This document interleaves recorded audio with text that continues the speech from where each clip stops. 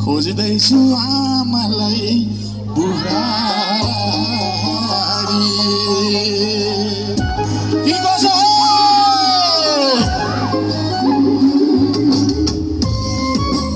सबैजना जान्छ सबैजना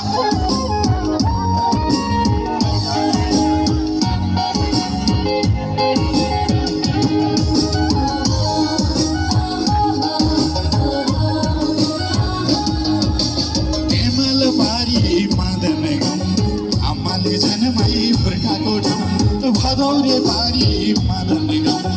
आपाले हात समय फुर्काको हेमल बारी मदन आमाले जन्माई हुर्काको ठाउँ बेथन बारी मदन